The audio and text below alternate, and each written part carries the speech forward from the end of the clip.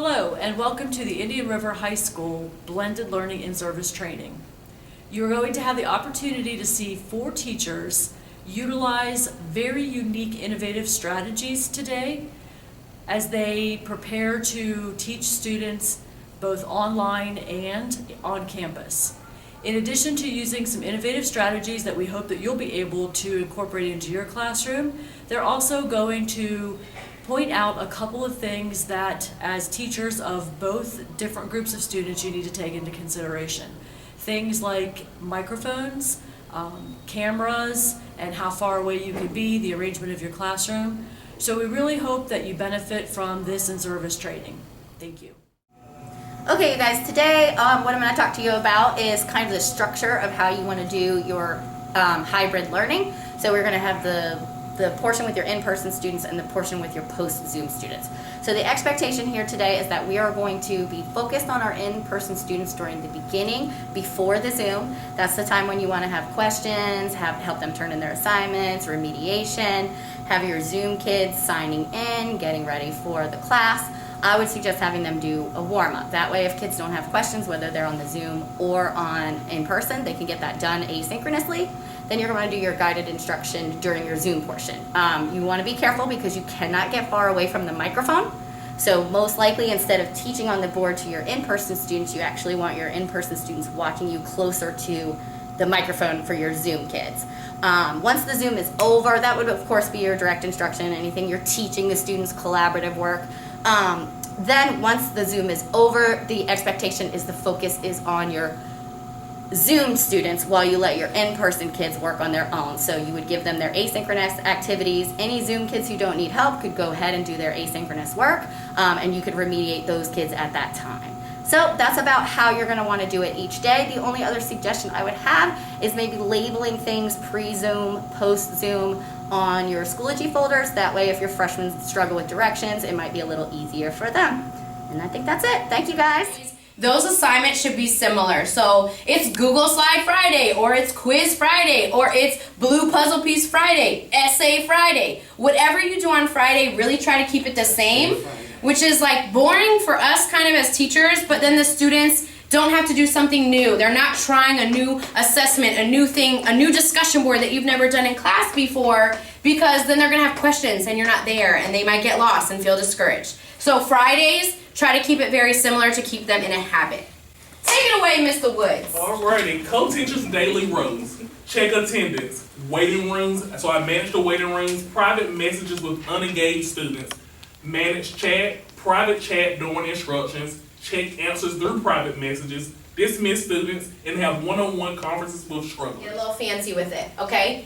So option 1 and 2 are very similar. I'm in the main room on Zoom with all of my students, and I'm sending kids to a breakout room with my co-teacher. Or vice versa, Mr. Woods has all the kids in the main Zoom room, sending them to me in my small groups. Okay? This one is actually, I really do like it. So I am alone on my Zoom call. I'm by myself in the main room. All of my students and my co-teacher, or not your co-teacher if you don't have one, are in a breakout room. They're all together. So like I'm on my own computer, I have no faces. All of you are in a breakout room. And I do that because now you have the ability when you get to a question that you don't understand, at the bottom you say leave breakout room. You get to decide when you get kicked out and come back to me to ask me a question. So we're kind of putting a little bit of the learning and the desire to ask questions in our students' hands instead of always forcing them to, do you have a question? Do you have a question? Do you have a question? Do you have a question? When they have a question, they get to kick themselves out of the breakout room and come back to you in the main session. Last option, I have a small group in a breakout room. My co-teacher, Mr. Woods, has a small group in a breakout room. And then your high-level learners, the students that don't need you, that are probably not going to have a question on the assignment, depending on your level of trust. They can be in a breakout room by themselves, working together. Do you trust them to do that? Do you have seniors that you think are going to be okay? All right? Or do you have freshmen that you're not too sure about? Maybe we shouldn't do that. If you think that they can do the assignment and get through without needing you or assistance, you can also let them leave Zoom. Save some of your bandwidth. They've come to class, they've been in your direct instruction, so now when they're working on their assignment, if they don't necessarily need you, we know we all have those high gifted students, okay? I do it as a little treat. They think it's the best thing in the world. You can finish this assignment off Zoom. They're like, yes, I get to leave class early. They think it's so great, but really it's just us using our Zoom time and our virtual space for the students that really need it. If you are alone in the main room, like on your school computer, it's best for you to have a second device. So you have your phone, or you have an iPad, or your personal computer that you're doing the breakout room with, because then you can hear and see what's happening in both rooms at the same time. And you can actually be logged into your CP Schools account, and you'll have two of your same face, one on this computer, one on your other computer. You can have you and all your students in your main room, and your second device can be pulling students one-on-one or a small group. This one, third one, I did try it. I was very nervous, it made me very uncomfortable, but I said, why not? I put my whole class in breakout rooms. Mr. Woods wasn't here. My whole class, groups of 4. 4, 4, 4, 4, 4. And I just popped in and out, and I just prayed nothing was happening, right? But you pop into group 1, hey guys, how are we doing? They're talking, they're doing their work. And you go to number 2, but we just have to be cognizant that you can only be in one breakout room at a time, okay? So as long as I just kept popping in, going. I never stopped going into rooms. And the students, I teach all freshmen, they were actually stayed on task and did what they were supposed to. And then number 4, if you don't have a co-teacher, if you don't have a second device, you've done your direct instruction. By this point of the year, we kind of have our students that we know are our high levels. We know our gifted students. We know they can be enriched or take some time. Okay, let them do their work off of Zoom so that people that you're keeping in your room to work with you are the best students that need you. So in this session, I'm going to talk about how to get video from an Android cell phone device to your computer to use in your meetings on either Google Meets or Zoom using an app called DroidCam. And then I also go into pretty detailed depth about how to get decent quality sound in this classroom setting in a way that isn't going to limit you to just being stuck at your computer. I know we all sometimes have to get up and walk around, even if we just want to stretch our legs. God forbid, sometimes we need to address students in the classroom. It's really important to be able to move and still be heard. So I have explored and experimented with several different microphone options and setups that are very budget friendly and affordable, and I'm going to share what I learned with you here. Okay. All right. So who am I and why should you listen to me talk about any of this stuff? So my name is Mr. Durrig. I'm a third-year English teacher, but before all this COVID stuff happened, I was actually moonlighting as a songwriter and a music producer. I actually won Beer Music Awards 2020 Best Electronic Artist. So this is something I'm actually very passionate about, and what I have learned to do, I actually did this last spring to play a concert. I learned that you can take any Android cell phone and turn it into a webcam that is linked to your computer through the Wi-Fi. And you use that with an app called DroidCam. It is a little bit techy to set up, but you basically just have to copy a code that shows up on your phone, type it into the computer, and then bam, it'll link up. Now I'm going to be completely honest with you. I'm not saying that you have to do this. It can sometimes be a little touchy, I will be honest. I had to reboot my computer 20 minutes before this session because I couldn't get it to reconnect the way it was before. So it's a little bit touchy, but if you're very, very concerned about sort of recreating this sense of here's the classroom, kids are in the class, they can see it, this is one option that you could use to do it. Now the other thing that I have prepared to show you is I did a lot of science experiments. I am not actually a scientist, but hopefully any of the science teachers, they don't get too mad if my methods are a little unsound. But I wanted to just show you really quickly what my class looks and sounds like right now. All right, looks like we are in fact recording right now, so go ahead and make sure you type your name into that chat box. It's still 8:59, so we got I guesstimate about 30 seconds or so before it switches over to that 9 o'clock mark, at which point we will go through the moment of silence and the Pledge of Allegiance. So one of the things I've been very, very, very concerned about is how am I going to keep this professional quality sound and be able to maybe move about the room. I've been very concerned about that. But what's nice about doing it that way is I have multiple screens. I can see my kids here, and I can present information on the smartboard like we always have. This sounds a little better. This is using the microphone on the webcams we all have. Check one. Sorry, this is using the microphone on the webcam we all have, but not the camera itself. 1, 2. All right, in this instance, I'm using the microphone on the webcam that we all have that the school gave us. I am not using the camera on it.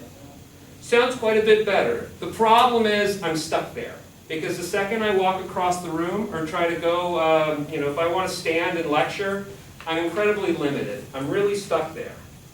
So I tried experimenting with a bunch of different stuff because, again, I have some of this lying around and I like this stuff.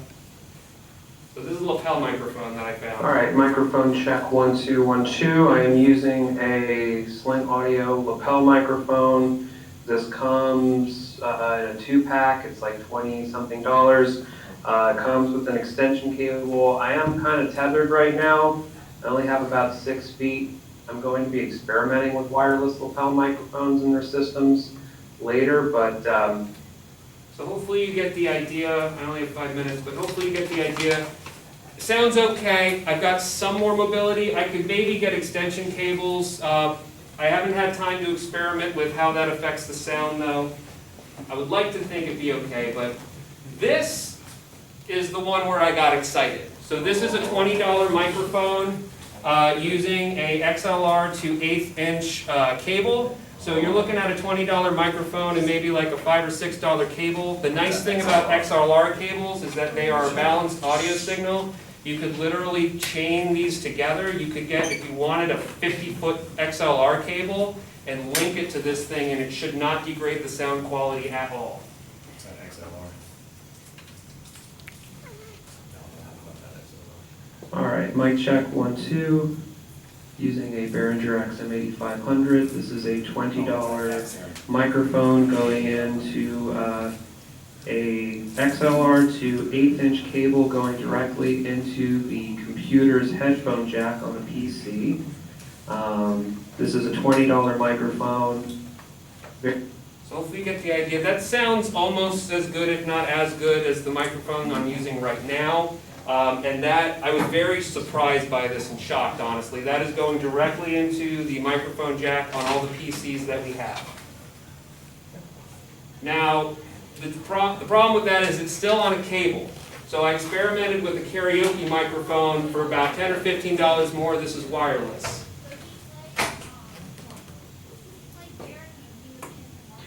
All right, microphone check 1, 2, 1, 2. This is a wireless karaoke microphone. I think I got this for $30 on Amazon.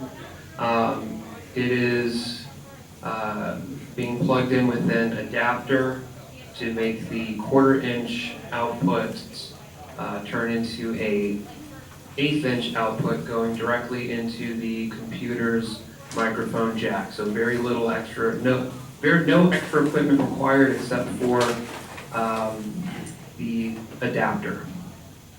So that one got me pretty excited too. So that's what I've done. That's what I looked at and experimented for you guys. If you guys are curious and want to know more about any of that, please hit me up. What I need is that you use the present mode when you want to use the entire screen, and it does take a couple of clicks.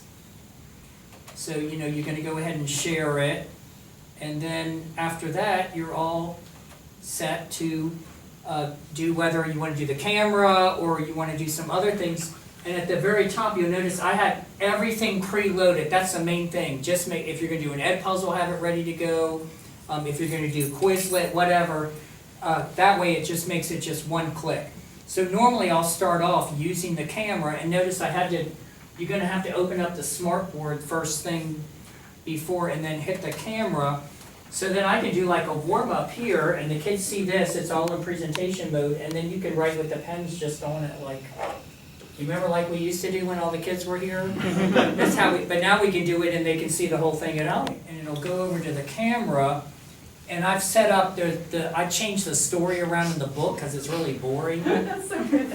Okay, so I'll go ahead and do this story with the students using the vocabulary and grammar and everything. Yeah, she's gonna have twins. Oh yeah, you gotta spice it up. You gotta get their interest. They're very curious about that. But What's the name of your soap opera? I'll step over there, Ingo and Claudia. I'll stand over there, and they're getting ready to get on a train, and but at the same time, they've got Schoology open with a CAMI document, and they're doing actually a listening comprehension at the same time, which I love CAMI. I know a lot of y'all are so.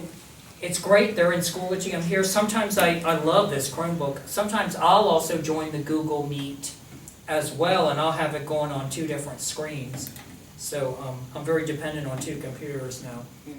I use Google Meet, so the main thing is if you're gonna do a presentation to the whole class, you've gotta make sure you go into presentation mode, which you'll see on the right-hand side. You'll just click on that.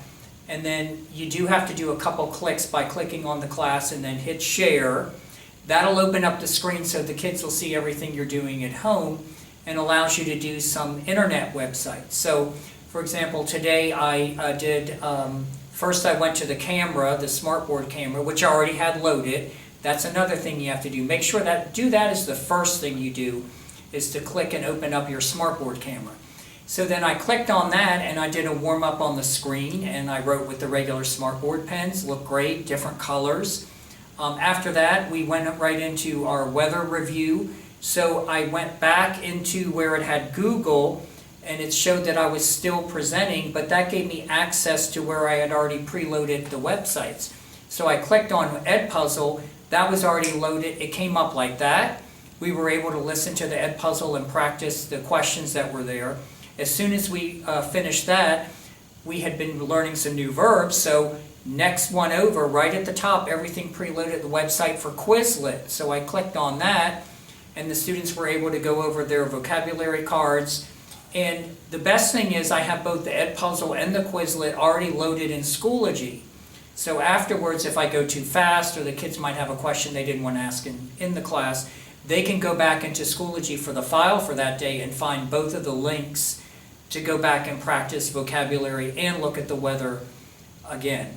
Finally, when I wanted to go back to the camera that is mounted on my computer, I went ahead back into my Google Class Meet and I hit stop presentation.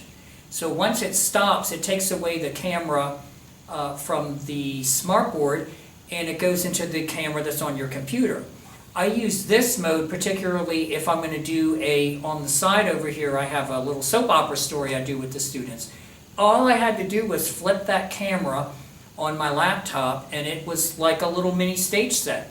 So I could perform that while the kids were also in Schoology. They had opened up a CAMI document where they were going to have to check off a listening comprehension as I went through the story. So these are just some tips that I hope will help make your life a little bit easier. And if a senior citizen like Tom can learn this, I know everyone who's younger than I am can definitely learn it as well. Thank you. So this works really great. I use this a lot. And however, sometimes if I'm like, I'm running a little late, I don't have time to turn that whole thing on, well, you can also do it just here. I can just take a regular pen, colored pens, and I can just write the answer on the paper, and they're still seeing it in the presentation mode.